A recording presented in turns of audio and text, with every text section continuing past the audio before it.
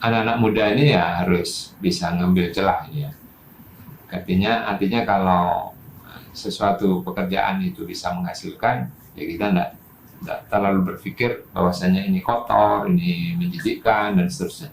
Karena bagi saya yang pernah melakukan itu tidak butuh waktu terlalu lama. Artinya pagi itu paling setengah jam, setelah itu kita bersih-bersih, bisa melakukan aktivitas yang lain. Sore kita datang lagi kandang, selesai sudah. Tidak terlalu banyak waktu. Bukan seharian kita di kandang, tetapi hanya cukup mungkin antar 1 jam setengah seharinya itu untuk melihat ayam ini.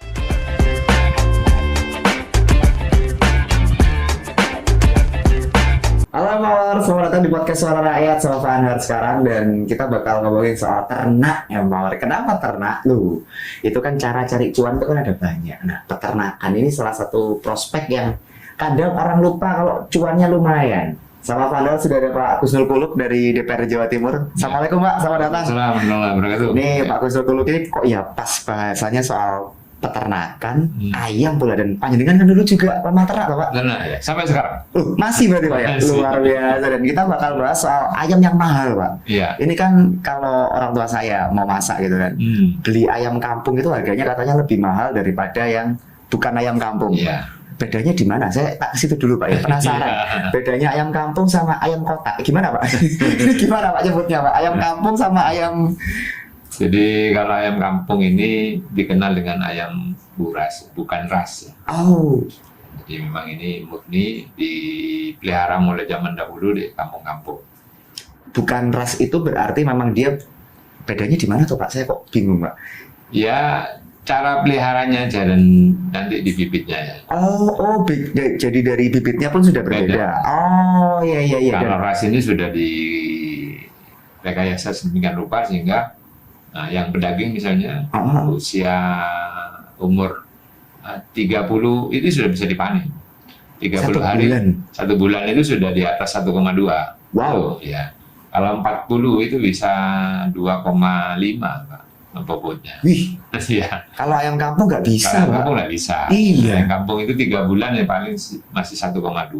Gitu. Dan rasanya lebih gurih sih kalau menurut saya Pak. Itu yang nanti menjadi daya tarik tersendiri ya, orang bagaimana orang ini berburu ayam kampung, bukan ini ya, bukan anak kampung. Nah ini dia, makanya kan kalau ternyata dari bibitnya aja beda dan harganya juga jauh lebih mahal kan Pak. Ya. Tapi secara sistem di ketahanan pangan Jatim Pak, ayam kampung sendiri ini lumayan gimana posisinya Pak?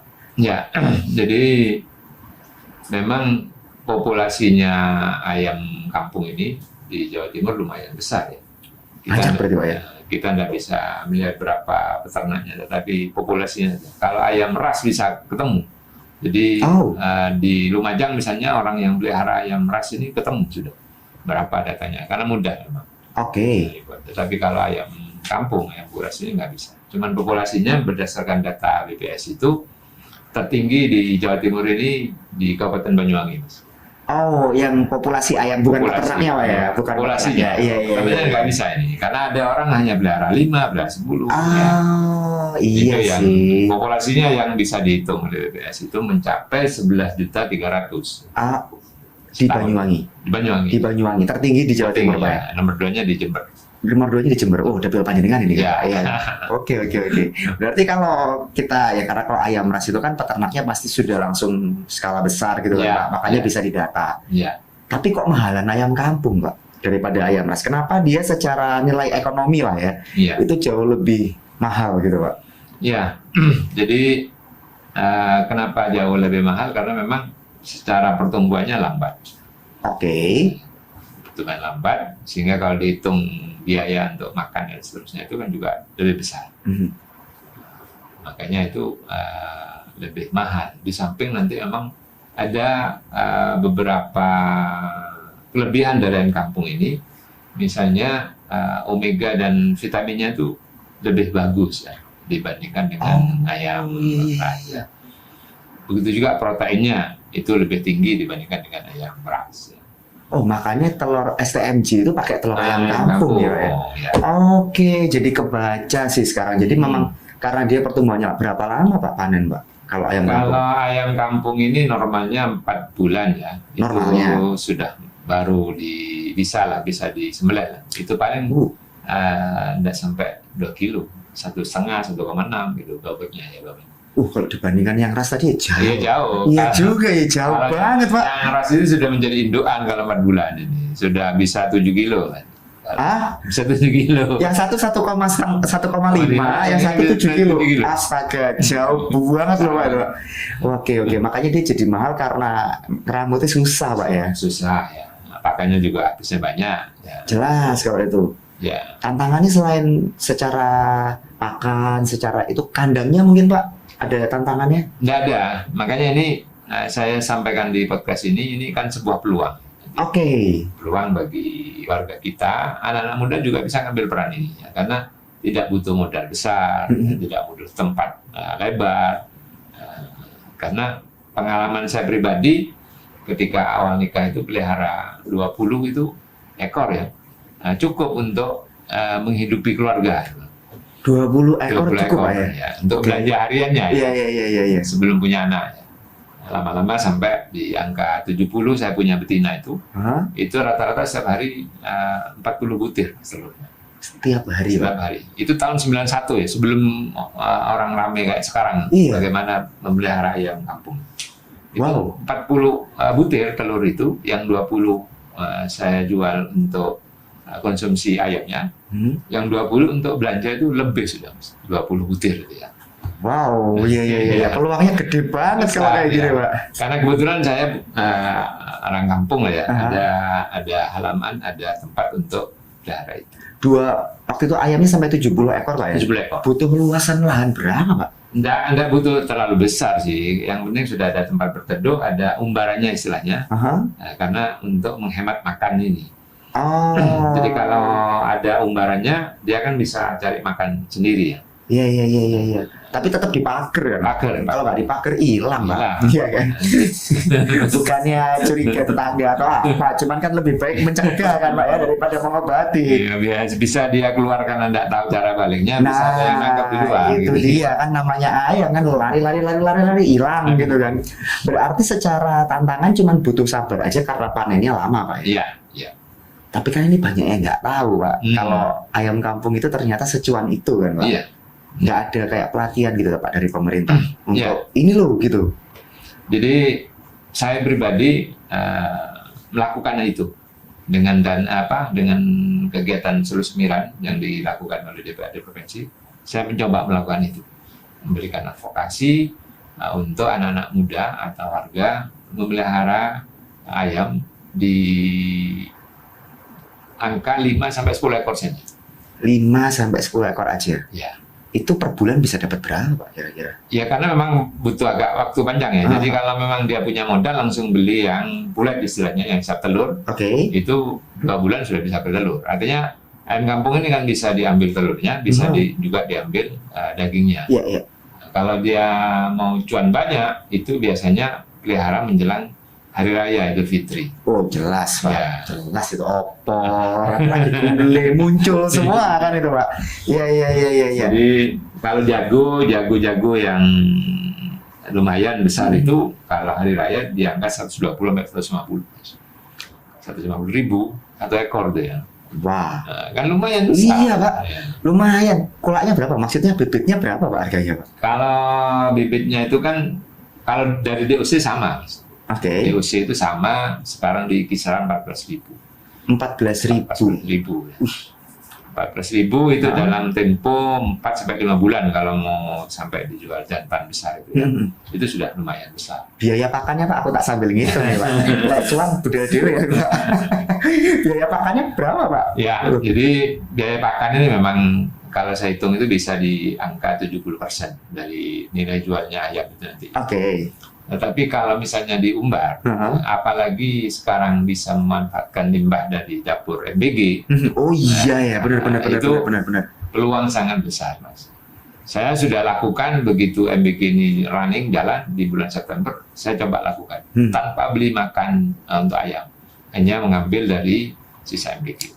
Karena sisa makanannya daripada dibuang, ya kan? Dibuang, kita fermentasi, diberikan pada Bahkan ada relawan saya itu dia hanya istilahnya modal tas kresek dititipkan ke warung-warung di sekitarnya, warung makan, itu kalau sore diambil sisanya warung.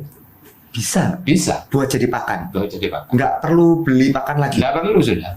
Jadi kan ada campurannya nasi, ya, sayur, ada ikan, seterusnya, itu tinggal difermentasi, dimasukkan ke wadah atau plastik, selesai.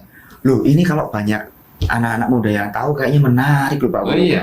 Tapi kan memang Pak Kuluk sudah melakukan itu sendiri gitu kan. Tapi kan Pak Kuluk ini satu orang Pak. Jawa Timur kan luas Pak. Iya kan. Harusnya kan ini bisa lebih rata gitu loh Pak, biar lebih sip lagi. Nah saya penasaran nih Pak, kira-kira dari pemerintah ada nggak kayak gitu? Tapi nanti dulu Pak Kuluk, biar Empower penasaran. Jangan marah-marah Empower, tetap di podcast Suara Rakyat.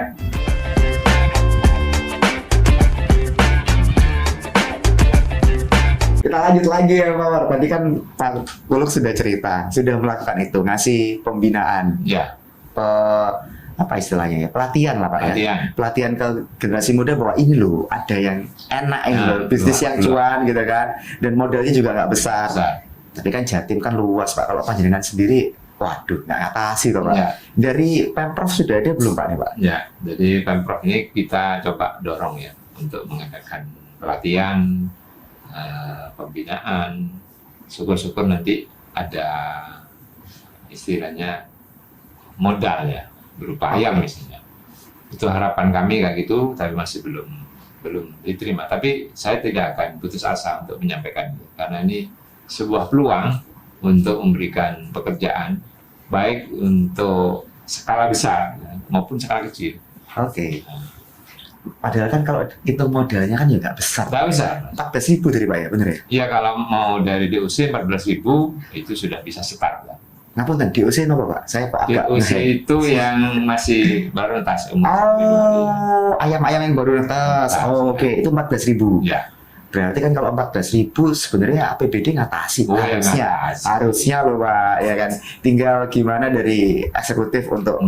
Karena ini daripada angka pengangguran nambah kan Pak, ini kan jadi salah satu opsi gitu kan. Dan kalau bicara teknologi, kalau dari cerita Pak Kuluk juga nggak yang rumit Pak. Iya. Sesimpel itu Pak. Dia dibiarin aja hidup gitu. Jadi konteks negara kita sekarang ketahanan pangan. Betul. Kalau ini tidak ditopang dengan kegiatan real dari masyarakat, apalagi MBG ini nanti berjalan semuanya, saya yakin nanti masyarakat juga akan kerepotan ya untuk menyiapkan telur, daging ayam, sayur dan seterusnya. Maka yang memungkinkan dilakukan masyarakat yang tidak punya modal besar, ya peliharaan kampung ini. Oke, jadi ini juga bisa jadi support sistemnya MBG, Pak? Iya. Iya juga sih, karena ini kan kalau dari berita-berita MBG belum 100%. Belum, masih 30%. Jawa Timur. 30%. Di Jawa Timur masih 30%, Pak? Berarti masih ada peluang untuk, kamu bisa jadi pemasoknya tuh. Dan ini harus diisi sih sebenarnya. Nggak butuh teknologi yang aneh-aneh gitu kan, Pak? Nggak butuh modal besar. Area yang gede juga enggak. Enak loh ini Pak. Tapi kok belum banyak yang lirik Pak? Ini stigmanya jangan-jangan karena mikirnya kotor, ribet gitu. Gimana tuh Pak Kuluk? Ya kalau orang beranggapan ini tidak prestisius, tidak bisa menghasilkan uang. Padahal ini bisa. Yang pengalaman di masyarakat saya itu ketika wabah itu biasanya ayam ini gampang langsung habis ya. Oh gitu ya? Iya. Tapi kan itu sebetulnya bisa diantisipasi. Antisipasinya ya dengan vaksin. Vaksinnya. Sama dengan ayam ras itu kalau kena wabah ya semuanya akan habis. Tapi ayam kampung ini sebetulnya relatif lebih tahan ketimbang ayam ras ya. Lebih tatak berarti Pak ya? Lebih tatak ya, lebih sehat berarti ya? Sehat. Oke. Karena mungkin mereka alami kali Pak ya? Nggak dimodifikasi kan gennya kan? Jadi udah kurang enak apa gitu kan?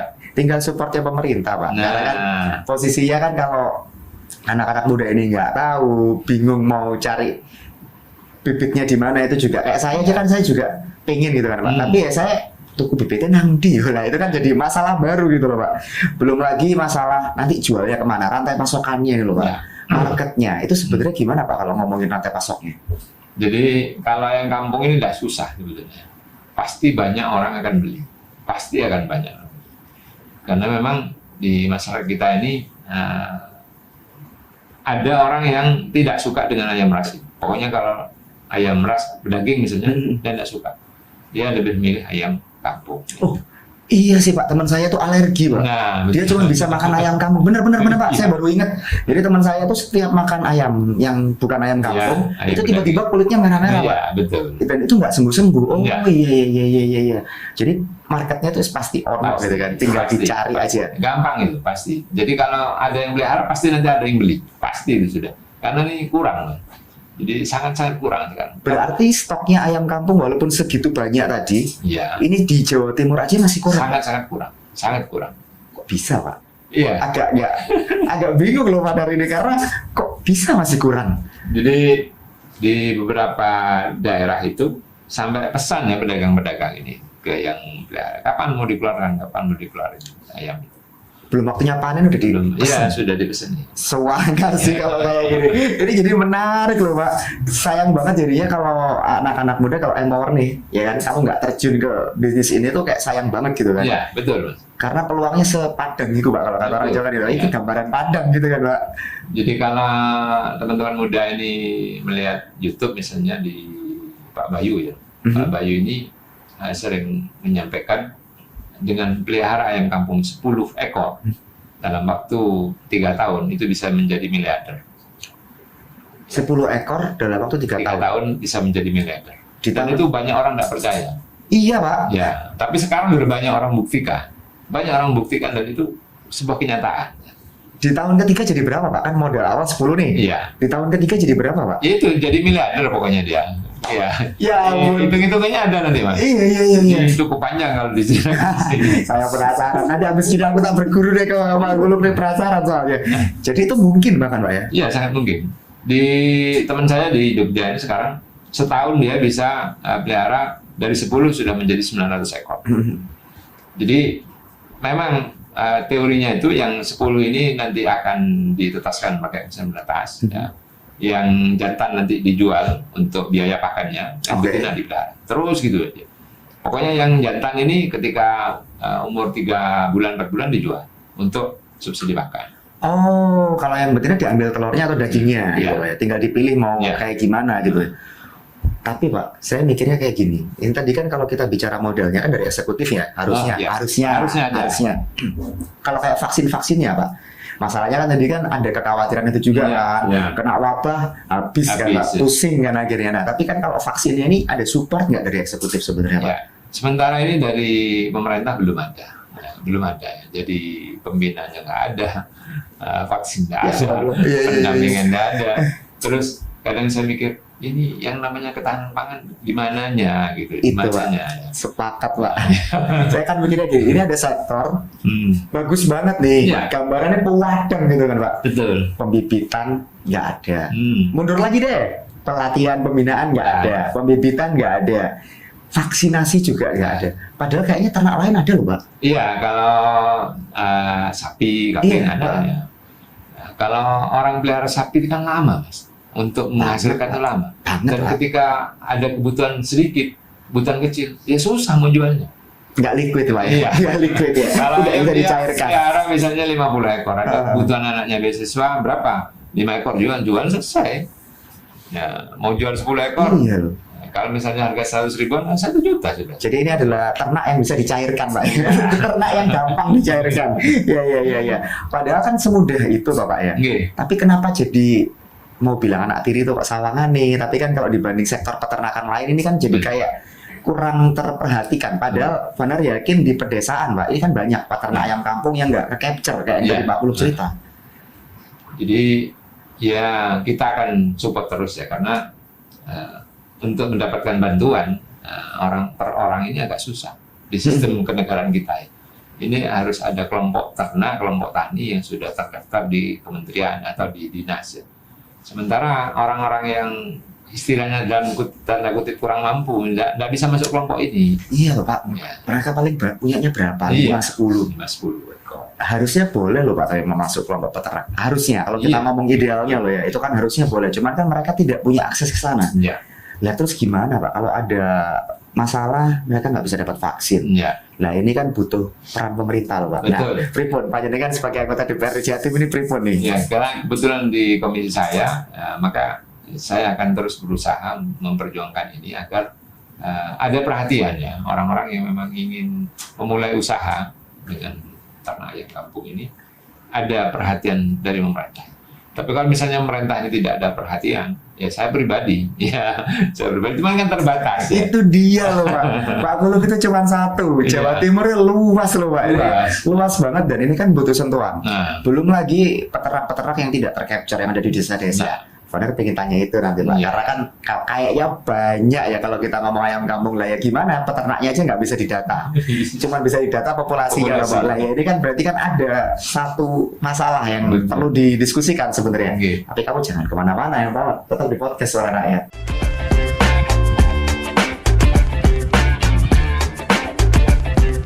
Kita lanjut lagi ya Pak, masih sama Founder dan Pak Gusul Kulub dan kita masih bahas soal sektor peternakan yang nggak kelihatan Pak ya. iya, Bukan goib, tapi Bukan. bukan goib, tapi karena nggak bisa ke capture berapa jumlah peternaknya. Karena ya tadi panjenengan cerita ada yang punya cuma 5, ada yang punya cuma 10. Nah ini loh Pak, ini gimana Pak? iya. Jadi kalau saya membaca di beberapa media itu ada wanita muda ya Mhm. di Ciamis, umurnya 27 tahun, Oke. dan tahun kemarin itu sudah cerita omsetnya 40 juta per bulan. Omset Omset Pak ya? 40 juta. Karena Cukup dia banyak, sudah pelihara 6.000 ekor ayam kampung ini. dari beberapa usia umur gitu. Iya. Dan ini saya rasa bisa menjadikan inspirasi bagi anak-anak muda di Jawa Timur. Heeh. Kenapa orang Jabar bisa? Ya, harusnya Jawa Timur bisa. Karena sebenarnya secara demografi kita lebih oke Pak ya? Oke. Lebih cocok. Oh, ya, cocok. Butuhnya kayak gimana memang Pak secara demografi? Secara alam bebas ini karena memang ayam kampung ini lebih tahan terhadap penyakit, lebih mudah beradaptasi, tidak rewel untuk makan. Ya. Mau makan apa saja ini bisa. Oh benar Pak? Iya. Jadi tergantung kita mau dikasih apa. Jadi kalau misalnya kita mau ngambil segmen sisa dari perusahaan roti misalnya, Ah, roti yang sudah kadaluarsa itu bisa. nggak ada pengaruh ke telur atau Nggak daging? ada. Nggak ada. Wow, enak loh Pak, ya kan? Jadi sangat mudah. Iya. Saya kadang ketika selesai makan misalnya di warung Taliwang ayam itu Ah, sisa-sisanya tak ambil, sisa tulang, sayur dan semuanya itu teman-teman pada kaget. Untuk apa Pak? Untuk ayam. Mau memangnya? Mau. Ada yang nggak percaya? Ayo ikut. Mau ayam saya itu. jadi dia memakan segala Pak ya? Apa saja masuk. Suara sih. Dan kalau udah kayak gini berarti yang peternak-peternak baru harusnya juga digandeng sama kelompok peternak ya Pak ya? Ya, Kenapa belum Pak? ya. Jadi kadang orang untuk berbagi sukses itu agak pelit ya. Ya. Kenapa kalau saya sukses nanti banyak yang niru terus jatuh dan seterusnya. Ya. Tapi bagi saya enggak. Karena ketika banyak orang sukses ini saya rasa sebuah kebanggaan tersendiri. Dan rezeki dari Allah itu tidak akan terkurangi, Mas. Ya. Betul. Kalau memang saya betul. sudah dikasih plotting misalnya 5 juta, ya 5 juta itu. Masih ngoyo kayak gimana? Ya, 5 juta. Mentok-mentok gitu ya Pak ya? Maka peluang ini monggo kita ambil, terutama bagi masyarakat yang ada di pedesaan. Tapi kota juga bisa lah untuk pelihara ayam kampung. Minimalnya untuk memenuhi kebutuhan rumah tangganya itu selesai. Kalau butuh space luas juga iya, ya. kalau misalnya dia punya 10 ekor, saya rasa untuk 5 butir telur sehari itu dia akan dapat. Kalau cuma keluarganya 3 atau 4, cukup sudah untuk protein di rumahnya. Nah ini saya penasaran ya Pak. Iya. Melipir sedikit keluar Pak. Iya. Telur ayam kampung ya Pak ya. Iya. Begitu ayam itu bertelur tuh Pak, Ya, bisa langsung dikonsumsi tuh Pak. bisa. Oh, saya kira tuh harus diolah dulu enggak Pak ya? Enggak. Makanya kalau di STMJ jamu itu mesti langsung telur ayam kampung. Ya. Iya. Saya kira setelah ayam itu bertelur, telurnya ini kayak harus diapain dulu gitu, kayak dipanasin dulu atau apa? Enggak Pak ya? Enggak, langsung. Sudah langsung, oh berarti paling enggak itu bisa untuk konsumsi sehari-hari aja ya. Ya. Lumayan, telur mahal sekarang ya Pak. Rakyat sekarang telur Pak. Naik banget. Ya. Belum lagi bicara masalah MBG. Ya. Ini kan jadi peluang tersendiri gitu kan Pak. Betul. Berarti kalau kayak gitu, Vaner balik lagi Pak, harus ada awalannya dulu Pak. Iya. Karena kan ini pasti akan menyedot stok yang ada nih MBG ketika dia 100%, stok yang ada itu sudah pasti akan overload, udah habis gitu kan Pak. Butuh tambahan-tambahan stok lah. Ini Pak, apa dulu nih yang harus dilakukan sama pemerintah? Apa yang panjenengan dorong supaya nanti amit-amit kita nggak perlu kehabisan stok gitu Pak? Karena kan kalau kehabisan stok kan bisa belajarnya kemana-mana gitu kan Pak. Jadi pekan yang lalu kami kebetulan ada Binteknas ya, partai itu, dan menghadirkan Kepala BGN. Oke. Ya, beliau cerita tentang peluang-peluang itu. Dan ketika tanggal berapa Oktober, pas hari ulang tahunnya Pak Presiden Prabowo, 9 kalau nggak salah. Bukan. pokoknya Oktober. Oktober. Itu, 8 Pak. 8 ya? 8 Itu Oktober. semua MBG masak nasi goreng dan telur ceplok. Karena kesukaannya Pak Prabowo ini nasi goreng dan telur. Oh, Ya. ada filosofinya ternyata ya. Kenapa kompak gitu menunya ya? Itu diperintah dari BGN. Oke. Semuanya se-Indonesia masak itu. Ternyata keesokan harinya harga telur langsung melambung tinggi. Stoknya nggak ada Pak. Ya, karena habis hari Iya itu. Pak, habis Pak. Padahal ini masih secara nasional kalau tidak salah masih 20%. Nah, kalau tahun depan misalnya sampai 60%, dia bisa membayangkan berapa nanti harga telur ketika di bulan Oktober itu, ketika semua dapur masak nasi goreng sama Telur ceplok. telur ceplok. Iya kan, rumit hidup kalau kayak gitu. Berarti memang perlu ada yang harus dilakukan nih berarti Betul. Pak ya. Jadi ada prediksi Kepala BGN ini, kalau ingin ini memenuhi kebutuhan MBG, ada kurang lebih 6 juta kandang nanti ya untuk ayam petelur ini. Dan ini harus ditangkap oleh masyarakat Indonesia. Kalau enggak nanti ketika kekurangan, saya khawatir nanti impor masuk. Nah, itu maksud saya. Ketika impor masuk, pasti nanti masyarakat juga akan berdampak. Karena pasti murah. Impor itu. Iya, Pasti benar Pak. murah. Karena kan sekarang ini misalkan nih, kondisi stoknya ternyata habis. Ya. Terus datangkan dari luar, Iya. murah, jelas, Murah. murah banget gitu kan Ya. Pak. Yang jadi masalah adalah ketika ada barang murah ini yang punya masyarakat kita Dia nggak nggak kebeli, kesentuh. pasti Itu beli yang dia. murah masyarakat. Nah, kalau sudah kayak gitu Pak, jaga-jaga supaya tidak Iya. ada impor. Kalau kita menunggu pemerintah pusat yang cakupannya terlalu luas kan Pak ya, bisa jadi kan lama. Ya.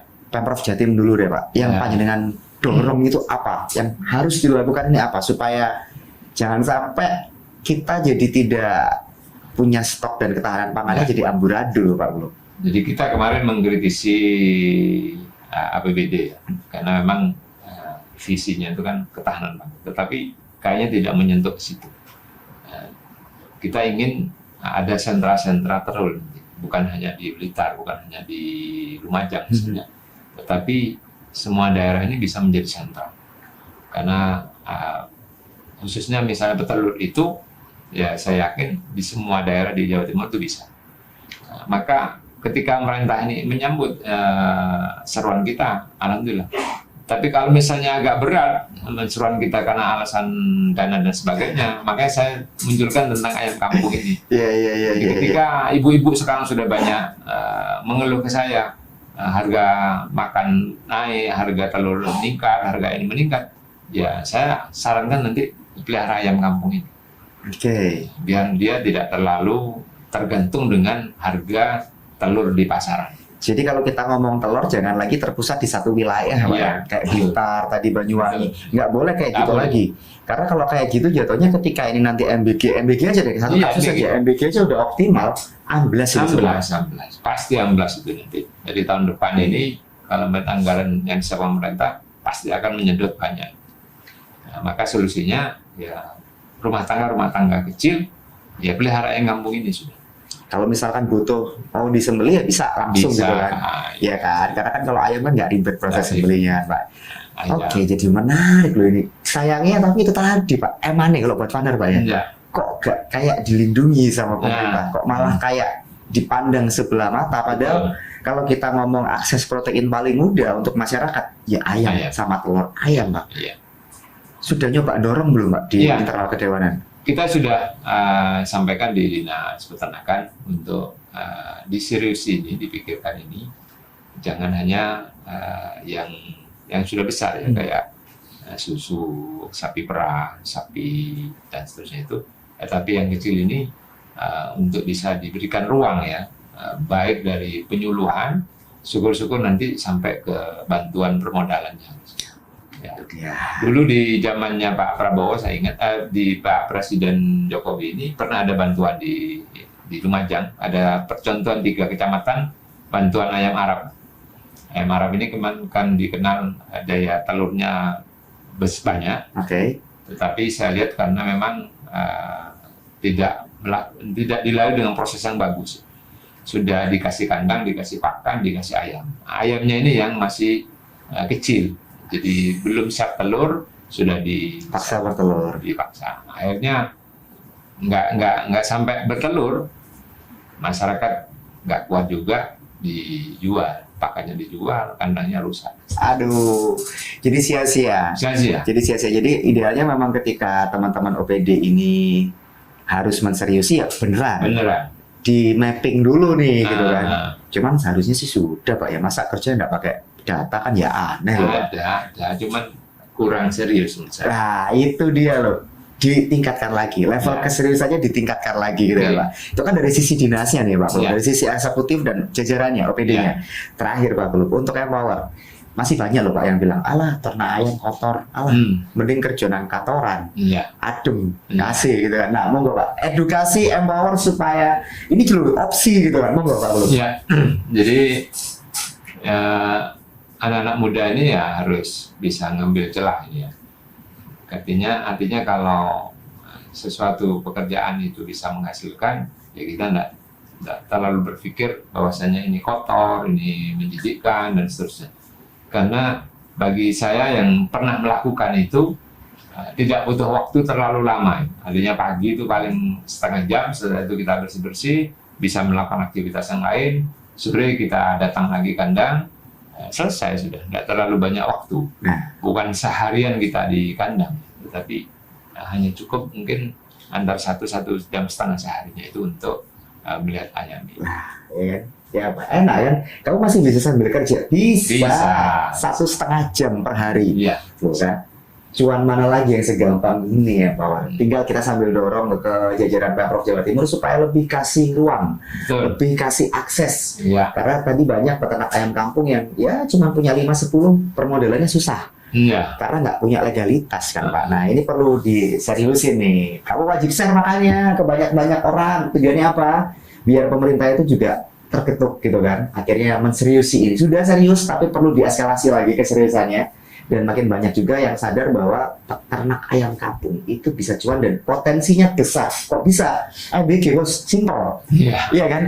MBG itu dulu aja, MBG belum optimal sudah kewalahan, apalagi MBG-nya nanti 100%. Gitu Pak Kulub ya. Betul. Matur suwun sangat Pak Kulub, ini insight-nya luar biasa. Semoga menginspirasi Empower. Kalau Van Darsi jelas sudah terinspirasi Pak. Habis gini aku mulai baca-baca buku peternakan Pak. Buku. Sama belajar ke panjenengan tentu saja ya kan. Jangan lupa juga kamu klik like sama subscribe Empower, karena podcast Suara Rakyat itu isinya informasi yang penting banget buat kamu. Benar pamit, Pak Gus Kulub juga pamit. Sekali lagi matur nuwun, Pak. Sama-sama. Assalamualaikum warahmatullahi wabarakatuh. Have a good day. Bye-bye.